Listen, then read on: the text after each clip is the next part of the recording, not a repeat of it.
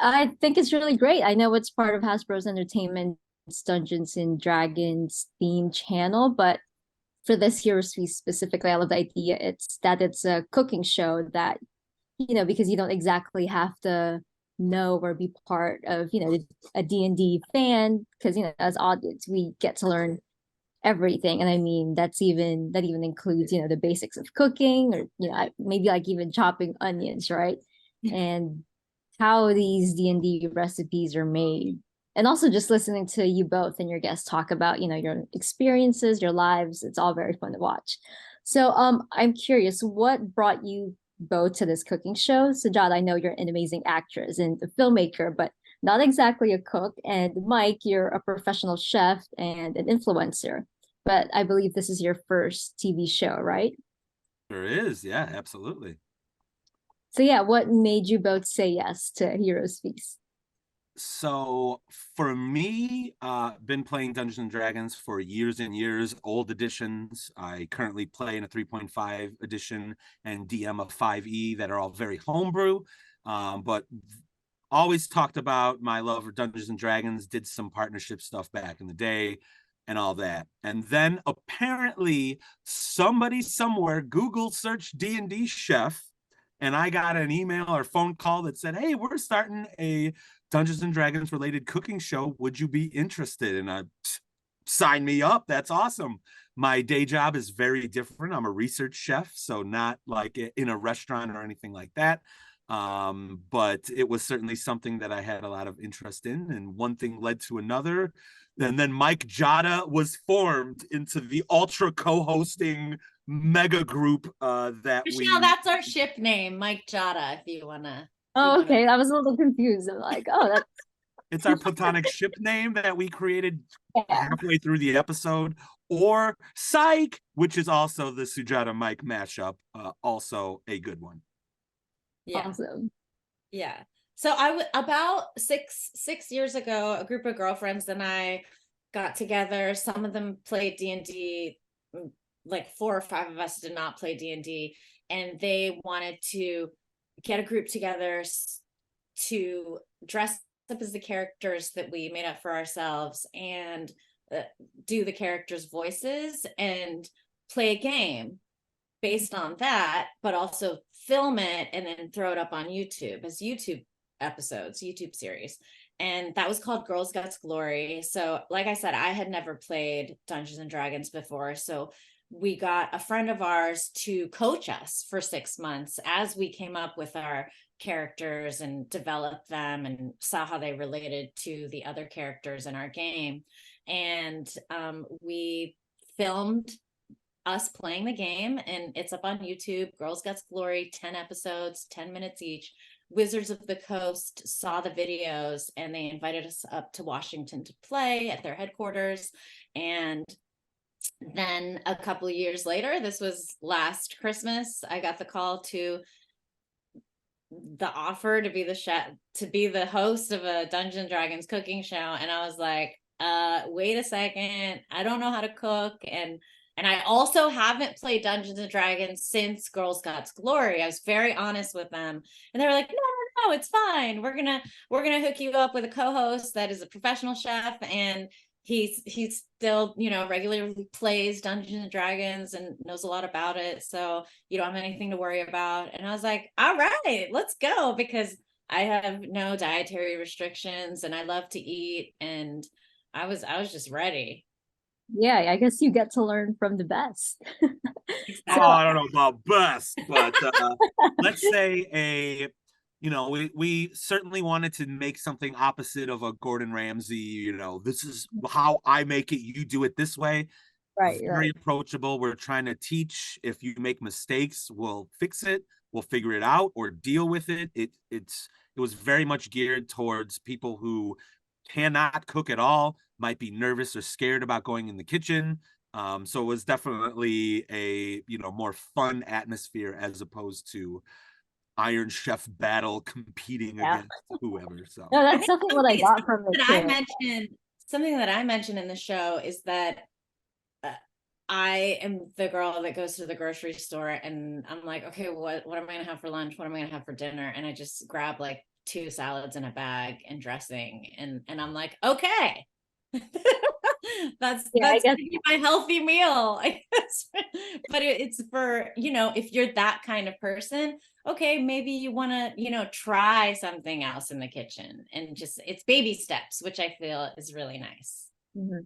So how is it like working with each other on set? And I mean, did your, respective backgrounds as a chef and then as an actress contribute to the chemistry and the dynamic of your show?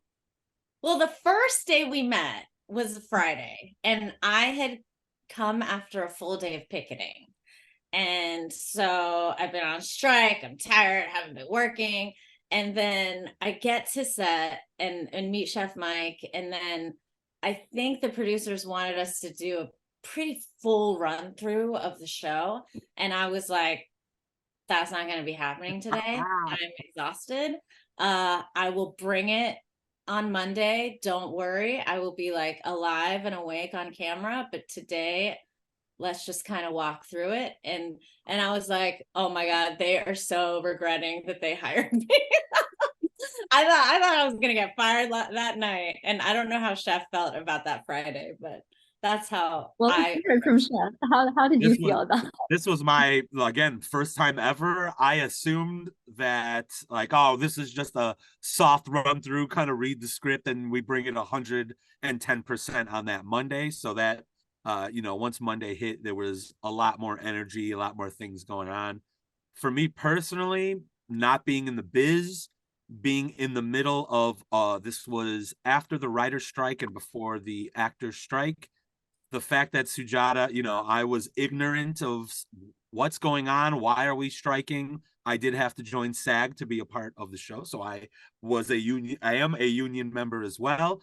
But hearing from people in the industry, what's going on in the world, why they're striking, the value writers would have brought, because we did not have writers, which for me made it extra difficult because I can't remember anything. So I'm always looking in the book to try to remember what's the next step of the recipe and things like that. But I did get quite a bit of mentorship behind the scenes from Sujata that I think helped make the show so much better, and to learn about the industry and how things work.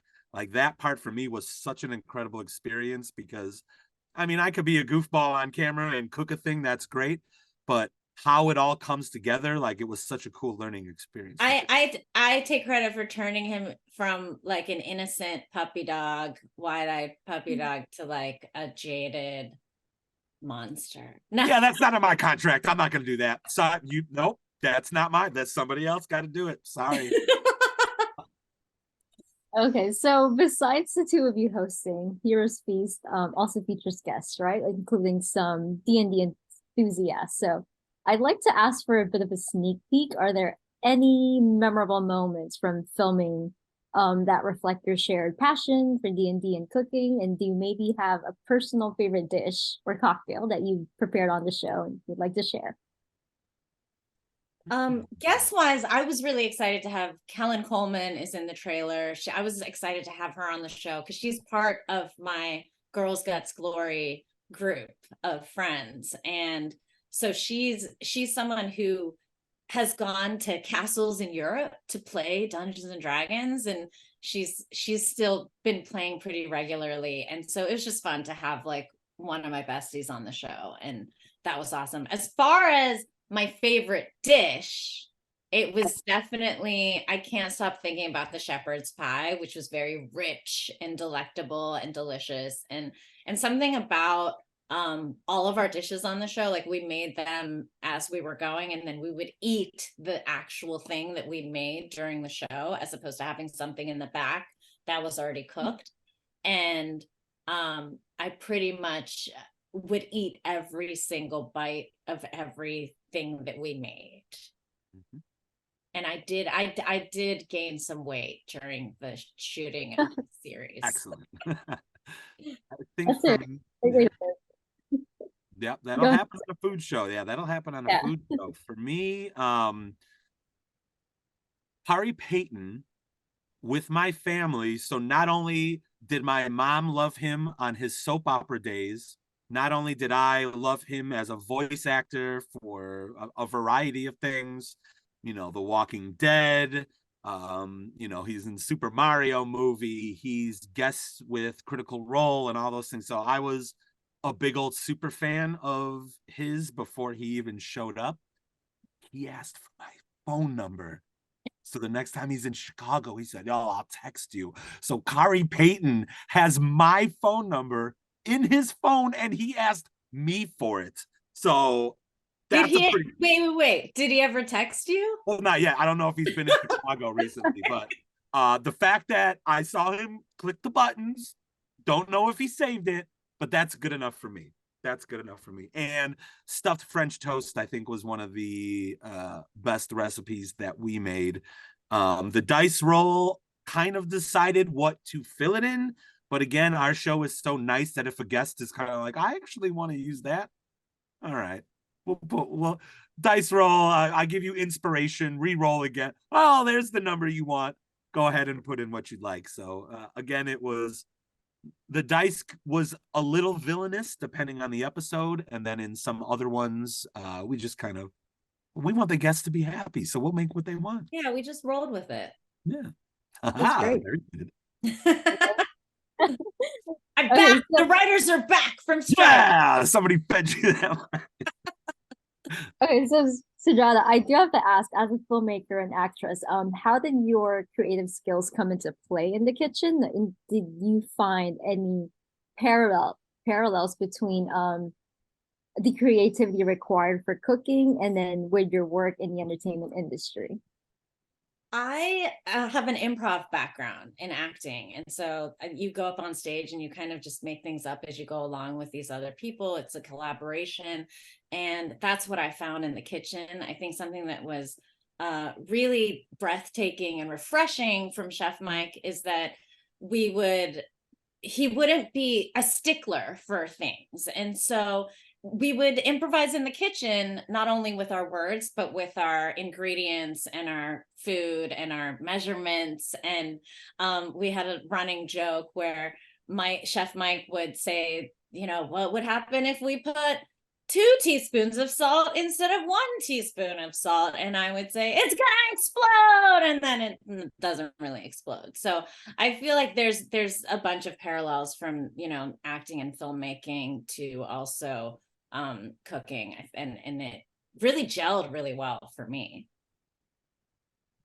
So now that you've spent a lot of time with Chef Mike, what would you say is like the best cooking tip or technique you've learned while preparing these D&D inspired recipes that could be useful for, you know, level 1 home cooks watching the show? And Mike, you can totally feel free to add as well.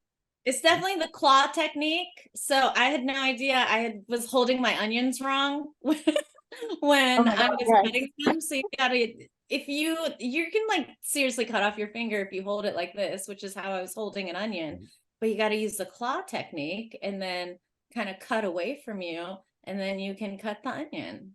And that was the biggest thing that I learned. It like blew my mind. I believe you also learned how to whisk pretty efficiently so that you can make whipped cream, or, you know, I think you could do egg whites now to make a meringue and things of that nature. Again, there were a couple tricks that I may have, tips and tricks that I may have given out that a true real chef would be like, you're not supposed to do that. Like opening a beer bottle with the back end of a chef knife. That could ruin your knife. That could be mildly dangerous. We're gonna try that because I don't trust myself with the knife. That's good. That's good. There, the other one, which is even more dangerous, is if you're trying to mince a clove of garlic, you could take your chef knife and turn it upside down so the blade is facing up. Which again, a chef would be like, you do not do that. That's dangerous. But you could use it to chop garlic, and then it becomes like super minced. It's also a great trick for ginger as well, so that you're not doing a lot of little chopping. It almost crushes it and cuts it at the same time. So there's a lot of these little tiny tricks throughout all the episodes that are like, oh, that's a nice one. So I think that's fun for people to find out. Yeah, I love it. It's been also so great talking to the two of you. We don't have a lot of time left, but before I do let you two go, Heroes Feast is all about celebrating the intersection of food, gaming, community. How do you hope the show will resonate with D&D fans and food lovers, or maybe even those who know nothing about the game? I think what's exciting is that was me, like I don't know that much about the game. I don't know that much about cooking. And what I got from it was just like, this is a great way to, socialize, make friends, get into storytelling. I just love the storytelling aspect of D&D and the characters. And part of my favorite bits of the episodes was when we would read the lore that connected to the recipe or the drink, and find out which people of the Dungeons and Dragons world would be eating this or making this, and that was really exciting for me. So I feel like it's very accessible to people who aren't familiar with either cooking or Dungeons and Dragons. I think for me, it's very apparent I am a token bald white bearded man. So the diversity of the cast that we had and the crew and the guests, I think there's one episode where everyone are women of Indian descent, and I am the white bald guy sitting there listening to stories of how their moms and grandmothers cook these amazing recipes that were handed down from generation to generation, which is totally relatable to my Polish lineage of my grandparents, and my wife's parents are immigrants from Poland as well. So kind of that story of food and culture, why things are the way they are as far as ingredients and recipes. I just hope that people see that it was super approachable, and I hope our tagline of everyone is welcome at our table resonates with the audience, of just be nice, positive, enjoy some differences, and learn and create, and all those kinds of things are important to me, and I hope that's what translates from the screen to the audience. Awesome, thank you. And I love that tagline, by the way. I know it was made in like the first episode, right? It was out of nowhere too. Love it was out of nowhere. We just thought of it. Yeah. Love it. It Amazing. changed a little bit too. Like later episodes, we might have changed it a little bit. Like, yeah. The producers were like, try something new. It's like they didn't love it, I think. It's not. It's not. Well, it's great. And yeah, thank you so much for speaking with me today. I appreciate both of your time, and I can't wait for other people to see the show. Thanks so much,